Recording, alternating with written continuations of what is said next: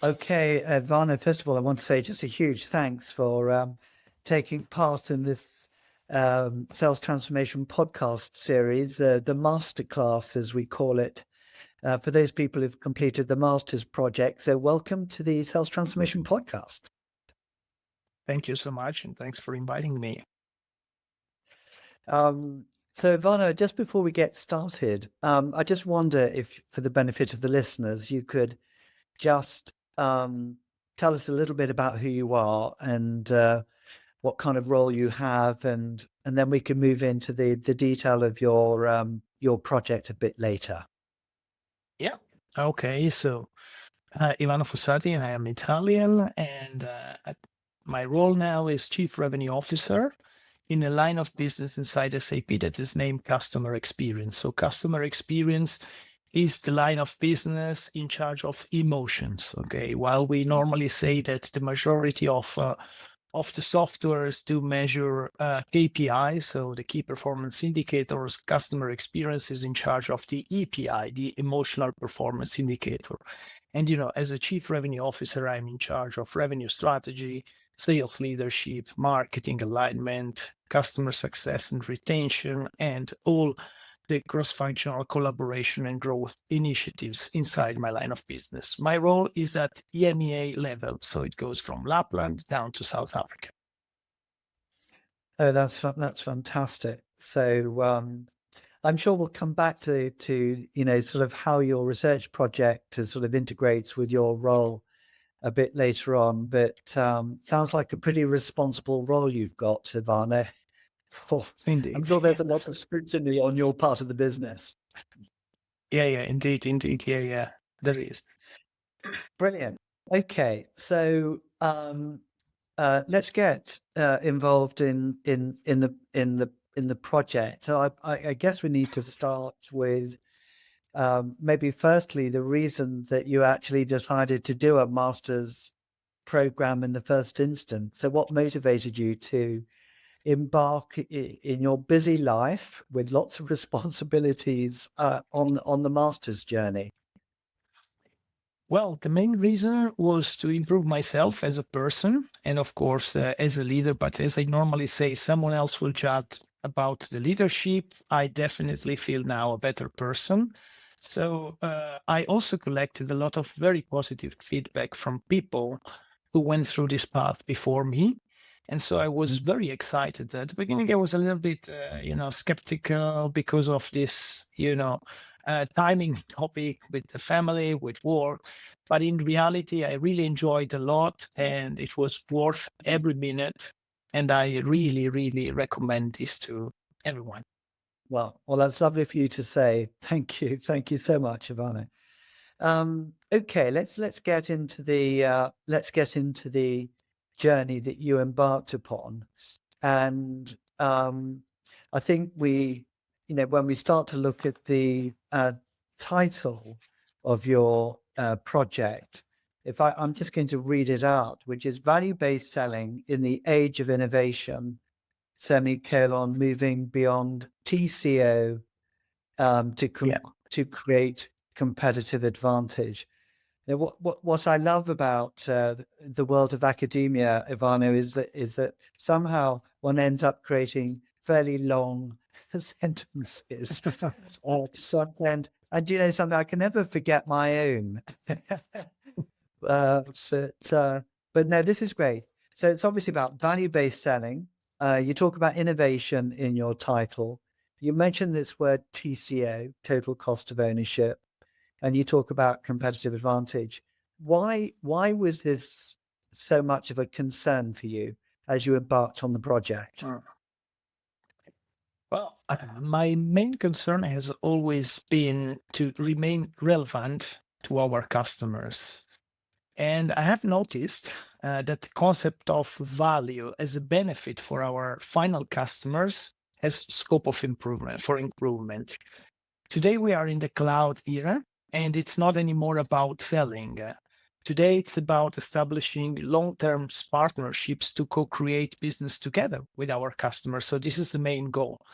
And today also there are many new players in the space compared to years ago. And this gives to our customer, a broader range of options to switch if they are not happy with solutions. And, in this context, the total cost of ownership cannot be the only factor driving sales, like it was, especially, in the monopoly age.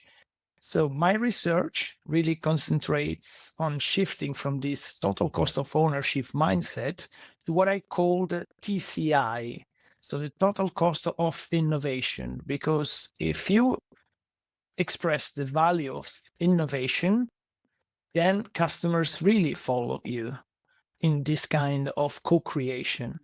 And funny enough, I chose this topic already at the end of module 2, so I'm quite at the very Okay. beginning or less. Because I was fascinated by the third box thinking concept that was introduced, and I found it very, very relevant to my needs. Yeah. Yes, fantastic. I'd love to come back to that some of the key things that has influenced your thinking.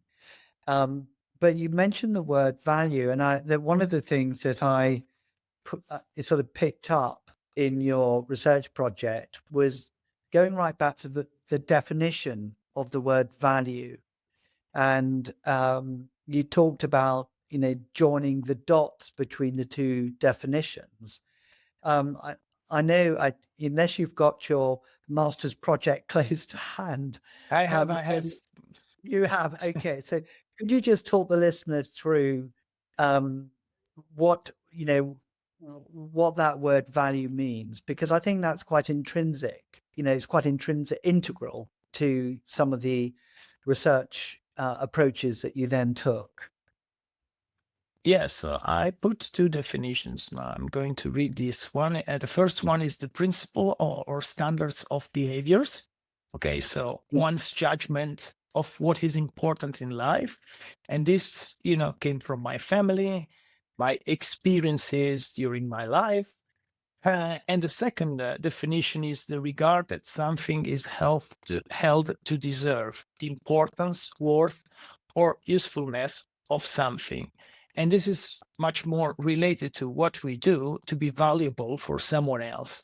And I tried to combine in my research these two definitions, starting from my values that I cannot change in any case, because these are really part of my foundation. To the values of our customers that are always in evolution. So this is really something that's changed, but combining my values, my personal one, with our customers, my customers, their personal one. So I need to have this kind of emotional intelligence to understand what they really need to get the most out of what we are selling. Yeah. It's so interesting that you picked up on this, because I had a sort of parallel experience when I was doing my doctorate, and sort of having done the doctorate, I was talking to the editor of a publication about my research and wanting the publication perhaps to take a look at my research to have it published. And I remember talking to the editor, and he said to me, well, there's nothing new about value-based selling. I mean, as a concept, it's been around for many years, and I really struggled, but did in the end sort of get him to realize what I was talking about. Was actually there's a big difference between value and what I call values. And I think this is a little bit what you've made the connection with in the definition, that we can look at a value is one of our values, which is the personal kind of aspect of what makes us who we are, and then value, which is the value, the value of the solution that we're selling. So I was very glad that you called it out in your research paper, actually, the difference between the two. But I still think that for many people, the connection between the two, even though they mean two different things, two completely different things, actually they're so interconnected in the sales world, as you demonstrated. So thank you for doing that, Ivano. Thank you for calling it out. Yeah. Okay, so this was the kind of topic. Along the way of your research journey, you and you've talked about some of this already. There's certain influences that have affected your point of view, and you mention, third box thinking, and this comes through our US partners' kind of concept, which coincided with the research, earlier on. But what were the other authors? What were the other things that you studied as you were kind of just collecting data? This is outside of your own personal research that you would say had a big influence on your project. Yeah, so across the masters, I draw, and you find in my research, the value cycle, okay, which starts with act positively. So have the right behavior, the right mindset. And this comes, of course, without flattery, but this comes mainly from your book. Then step number 2, if you have the right sales mindset, then you have to be ready to listen, to understand, not to respond, not to reply. This is what we normally do. We start to respond just even before the question has been finished in the majority of the cases. Then the third step is nurture your growth mindset. Okay, never stop learning. And this is also what I did when I embarked into this master's. Then fourth step is this: think outside your box, this third box thinking. Yeah. Fifth step is position the value, is quality versus quantity. Okay, this makes really the difference. And the last one, the last step in my value cycle, is to adapt the right leadership style, which is not predefined, but it changes exactly depending on the situation. So long story short, authors were in the range of, sales mindset, growth mindset, listening, leadership. I did a lot, of course, of research about value-based selling with articles, academic, and also articles from some blogs. But this is mainly the area where I focus myself. So I went through many books, many research, but my main focus was around this part. And So, still, if you let me, one, let's say, one set of authors or literature that are normally underestimated is customer emails or calls after meetings to gather feedback, to listen again for understanding and not to respond. This was, to me, also a great source of information, because you can study the theory, but if you do not listen what is really happening in the field, you cannot be successful. Oh, right. So part of your research then approach was to study, was it emails or was it formal interviews that you did with customers? I mean, how did you collect the information from a customer perspective? Yeah, so in terms of methodology, I discovered with this master, because it was not part of my background, this action research, and I liked a lot the fact to work with people, together with people, to get to an outcome, rather than working on people, just collecting things and then disappearing. I decided to go through a qualitative, a methodology, involving interviews with valuable stakeholders, rather than quantitative methods to gather extensive data. I also did not have the time, but I interviewed 12 people, but I made very valuable in terms of stakeholders, from internal colleagues up to executive, to partners and customers.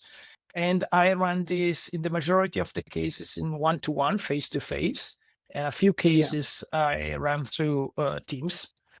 And I applied again. I studied in one of the modules, the coaching, but I applied this grow model in my interviews, starting from the goals, going to reality. So what's the situation right now? What are the options with the different forks? If we take option A or option B, to get then to what's next. This is the way I conducted my investigation and my analysis.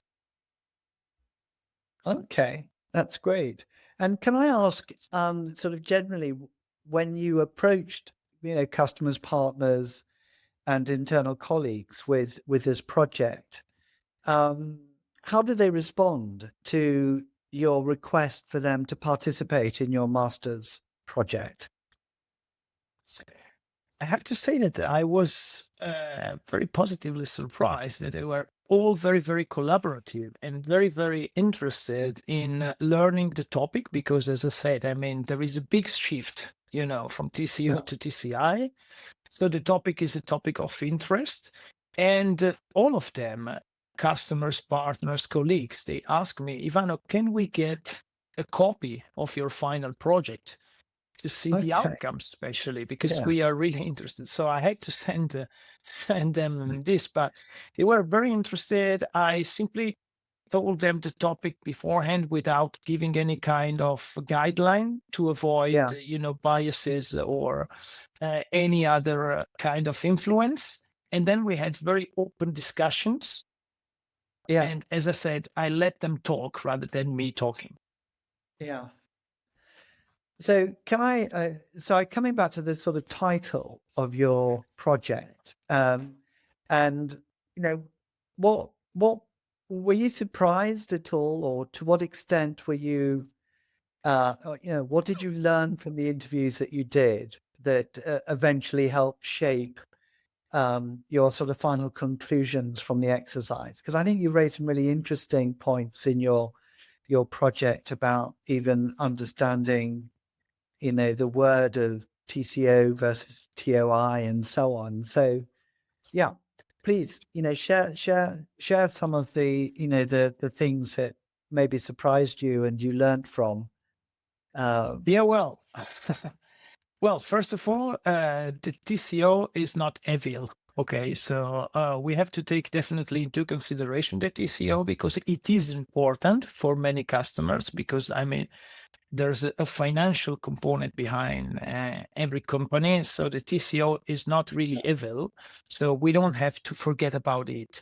But on top of it, I mean, I was really surprised to listen from all the people that the value is in their mind. I was surprised on the other end when I asked, okay, what are the actions that you are, let's say, conducting in order to execute this value? And still, we are much more in the theory rather than in the execution phase. So this was a little bit surprising me because still there is this mandate to try to get to the objective, which is part of this mindful, sales mindful that is a little bit selfish. But really, they were all interested in learning from me and listening from me. What can we do to really shift our mindset to go much more into the value? Because customers are demanding value. And my challenge field during all the interviews was, okay, we are all consumer. So let's try to sit on the other side and think we are consumer. When we buy from a brand, what do we buy? We buy an emotion normally, okay, something that triggers an emotion. And an emotion is triggered if I have value, not because of the brand. So we had very good discussions about it. And I have to say that I also collected some good inputs and good ideas. Yeah, that's fantastic. Yeah, so it was interesting that you made some comments about your, sort of slightly surprised at the focus on financial as well, metrics for value, not some of the emotional context for value. And you felt that was more supplier centric, perhaps, and customer centric. And I think that's such an important message to get across. I suppose this is a slightly a side comment because even if we just take TCO and being able to articulate your value proposition in financial terms, from my experience, and they may not be yours, but there are very few commercial salespeople actually that have the the skill sets and the knowledge to be able to really understand how to put together a sort of powerful TCO argument. I know this is not the focus of your project, but I'm just interested for you to kind of share with me what your thoughts are on what I've just said. Yeah, well, I remember one comment that was, well, Ivano, TCO is also triggering an emotion to the CFO of a company, so, which is true in reality. So, again, one of the outcome from my interview was that, and really, the emotion or the financial rather than the innovation depends really by the stakeholder you are working with in that very moment. So financially is also important, and it's also important because I mean we are a company that we are listed, and of course we have also commitment with our stakeholders, and we are growing very very well. So there's a financial side, but as I said, it's a competitive market. It's cloud. It's a little bit easier to swap solution now. So we have to really think. One of my conclusion was that to a certain extent, renewals are much more important than sales in the cloud business because it gives you continuity with your customers. Absolutely. Yeah. Absolutely. No, brilliant. No, really, really interesting. Okay. So, how did you you did all of these interviews. How did you start to organize, the outputs of your interviews, into sort of themes? I wonder if you can talk through what sort of themes emerged that have become interesting for you. Yes, even if I only interviewed only quote 12 people, I gathered a lot of information. And so I went through, okay, how can I now analyze this? And I went through the thematic analysis, okay, which focuses on identifying, analyzing, and reporting patterns from my qualitative data through a 7-step flow. And all the information I collected, I grouped in 4 themes. So it's differentiation, and positioning. I discovered that still sometimes we do not invest enough time in studying and learning, how we can differentiate our value proposition, how we can position ourselves in the best way possible. Because we are still sometimes too focused on features and functions. Okay, again. So we try to differentiate ourselves with technology. We are a technology supplier, that's fine, but what's the value you can get from my technology? If you don't bring this to the table, customers might think that technology is an enabler. So I can switch from one to another, which is not the case. The second theme was benchmarking, competition, and value enablers. Again, we do not invest enough time in running benchmarks, industry-based or competitor-based. And again, we lose traction if we don't do this because preparation is 90% of success. So we need to prepare this. And the moment we prepare, we have much more relevant content to deliver to our customers. The third theme was stakeholder power heat map. My company has a huge portfolio of solutions, and we have to address our messages to different stakeholders because sometimes you have to sell to the CIO. In my line of business, customer experience is mainly to the chief revenue officer or to the chief marketing officer or the chief operating officer. So we need to create a power heat map to understand who can influence, what are the concerns around this, what can they control. And here, we go back to, again, something that was inside the master, the circle of control, influence, and concern. This is Yeah. something that we have also to apply to our customers. Okay, so and then the last theme was leveraging internal resources. We have so Yeah. many great resources with industry knowledge, technology knowledge, business case knowledge. A good sales is a good orchestrator. Good sales leader is Yeah. a good orchestrator. And that's where we have to focus, because if we trigger and if we take the right resources, we can be successful in the three teams before. Great. So have you, so these four themes, differentiation, benchmarking, leveraging internal sources, shareholder heat map, are great sort of conceptual themes. Have you had a chance yet to have seen evidence of applying some of your new thinking with the sales teams? I know you've got a very large sales team now that you're managing, but I'm just wondering to what extent you've taken the themes from your research, and maybe it's not enough time yet, because it's only recent that you finished your project. Any results from applying these to customers? Yeah. Well, I have to say that even if I finished a few months ago, we are already implementing, and we're already experiencing a good result, shift of mindset. So first of all, my document, I told you, Phil, that I'm sharing. Yeah. It's not a secret. So my document isn't static. Okay. Yeah. I've been sharing with colleagues, especially, after I mentioned to them about my research, as I said before.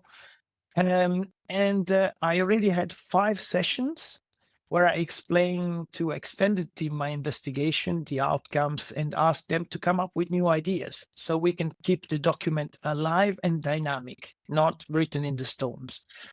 That's Another amazing. point, we are implementing focus groups on value-based selling with let's say, teams, active listening, third box thinking, emotional intelligence. Again, all the combination of all these 3 things really helps to develop the value. And I've spoken to the regional leader for our enablement, and she's working now to identify together with me the appropriate listening, learning activities and value-based selling activities. So we are investing also in terms of enablement for our teams. And it's not only for sales, it's also for pre-sales, and it's also for customer success management and business development. One funny way we are implementing this with some teams is gamification. Okay. So I All took right. basically, from your book, Phil, the 4 negative mindsets and the 4 positive mindsets.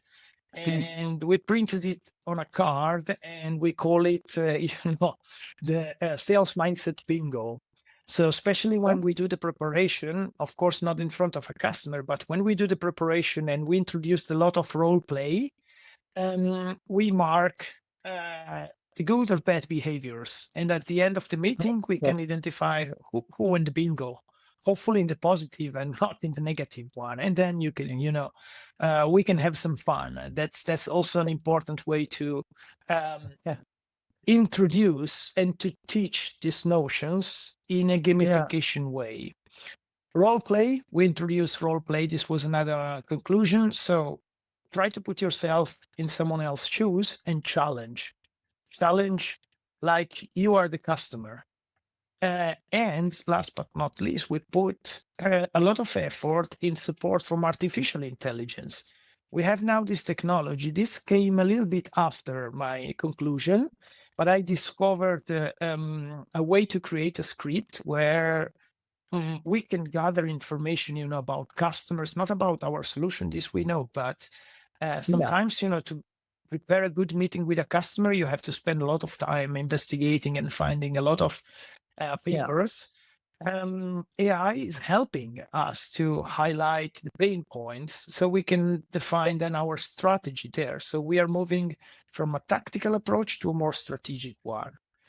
And last point, I'm encouraging people to conduct their own research to complement not my Right. knowledge, but our knowledge. That's the key point. And they are doing, there is a colleague from South Africa who built a great set of slides presentation, taking some of my concepts, he enriched them. So we are pushing it. Well, it's fantastic to see how you've embraced the learning from the masters and, wrapping around it your own take on some of the concepts and started to populate that within your team. And then it's wonderful to hear how people in your team are taking your ideas and Yeah. building upon it. And that's the whole point about the master, this being a Master of Science program as opposed to a Master of Arts program. Because we argued the case with Middlesex when we got the program kind of first established.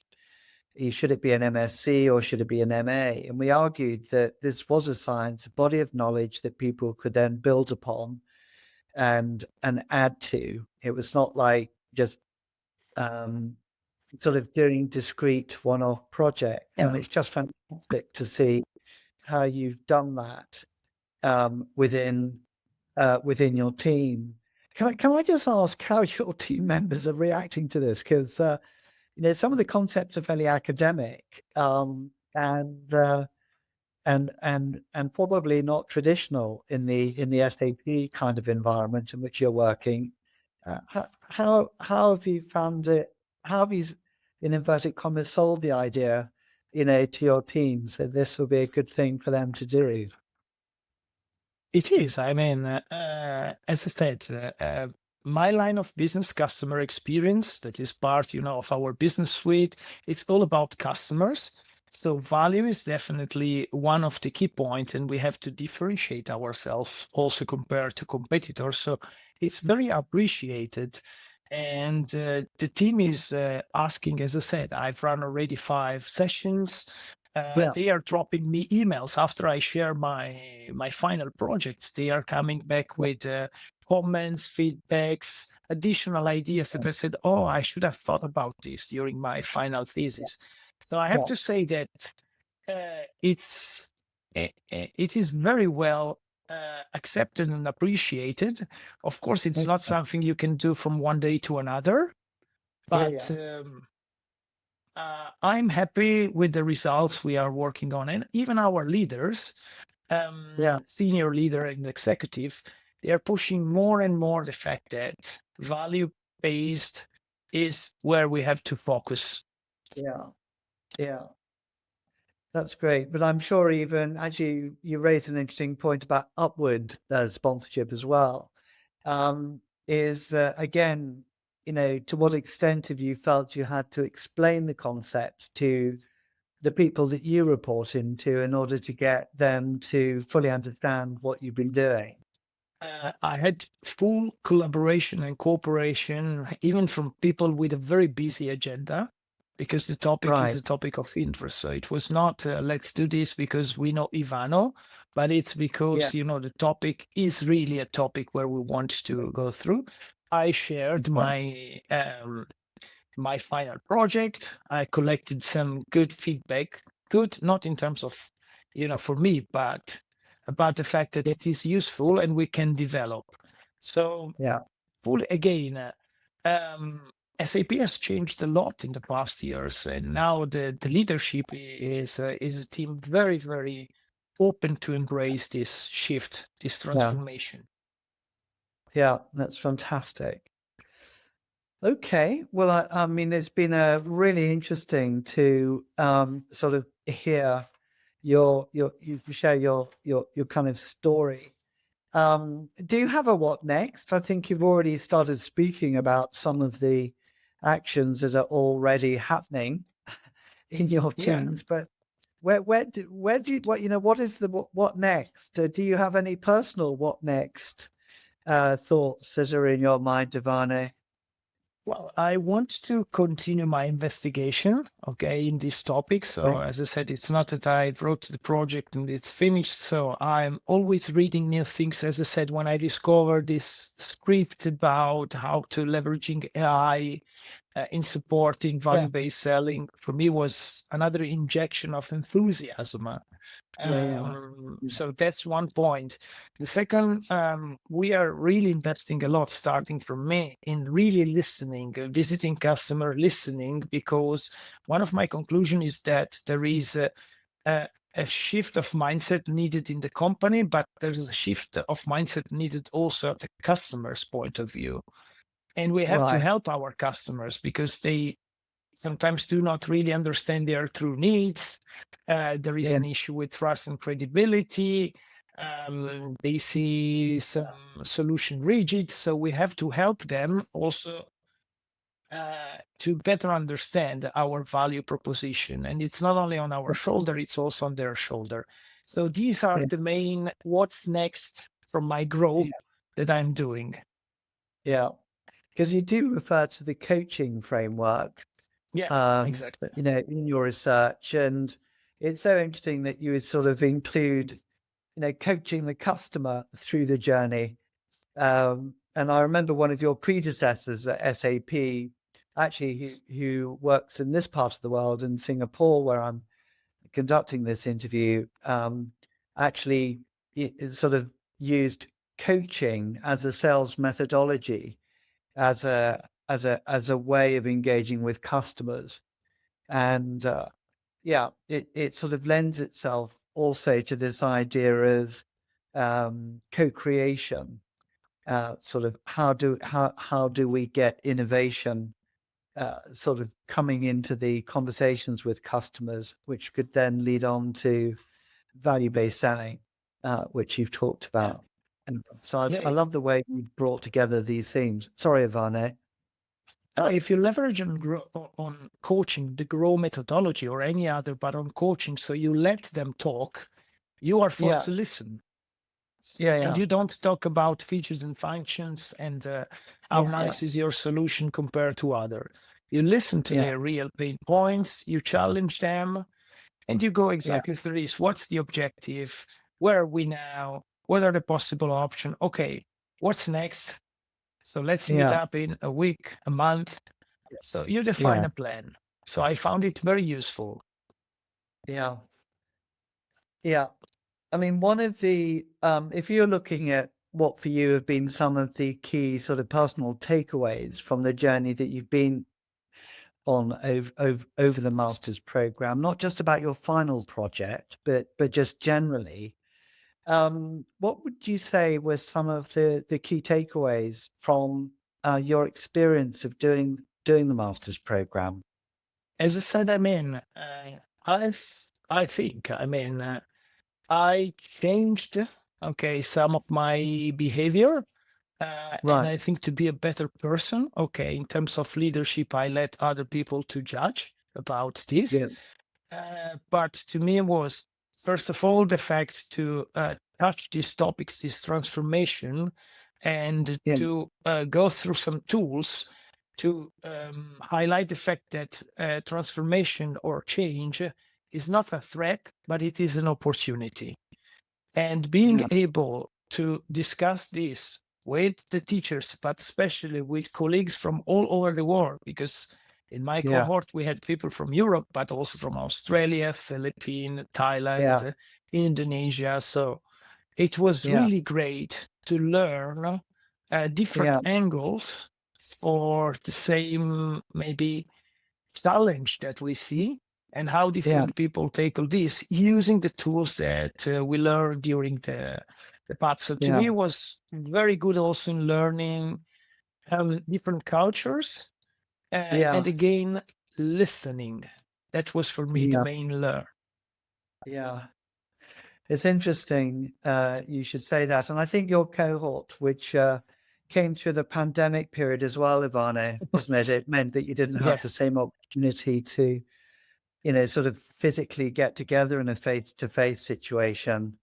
And I think that, still in spite of that, still, working in a remote learning environment, in spite of that, you're still able to get a huge amount of benefit from being together with those international colleagues.